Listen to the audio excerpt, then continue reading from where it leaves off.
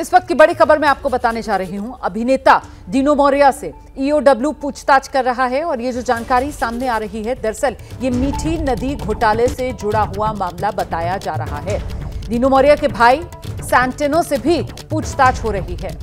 तो ईओडब्ल्यू मतलब economic offence wing, जो पूछताछ कर रहा है अभिनेता दीनू मौर्या और उनके भाई सैंटिनो से। मीठी नदी घोटाले से जुड़ा ये मामला है। इसी को लेकर अभिनेता दीनू मौर्या और उनके भाई से पूछताछ चल रही है। ये पूरा मामला क्या है, इसको लेकर और जानकारी जुटाएंगे।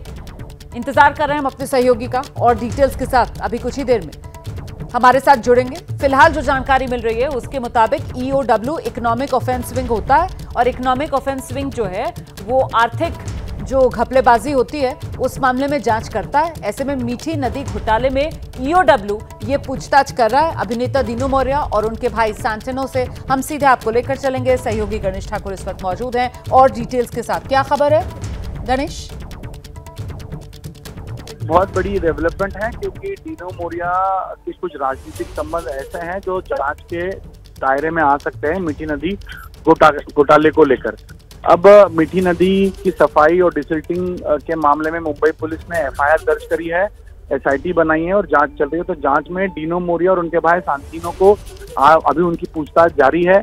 इन्हें कॉन्ट्रैक्ट दिया गया था मीठी नदी को लेकर और वो कॉन्ट्रैक्ट कैसे मिला, राजनीतिक हस्तक्षेप के वजह से मिला, उनकी जो नजदीकियां हैं कुछ राजनीतिक नेताओं से, उसको देखते हुए ये बहुत बड़ी डेवलपमेंट है।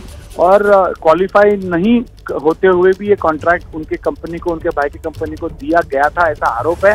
लेकिन इसी के दस्तावेज लेकर और ये मामला कब का है गणेश ठाकुर? ये कॉन्ट्रैक्ट कब दिया गया था दीनू मौर्या और उनके भाई सैंटिनो की कंपनी को मीठी नदी की सफाई का? ये पूरा का पूरा मामला जिसमें घोटाला सामने निकल कर आया, जिसकी जांच चल रही है, कब दिया गया था कॉन्ट्रैक्ट?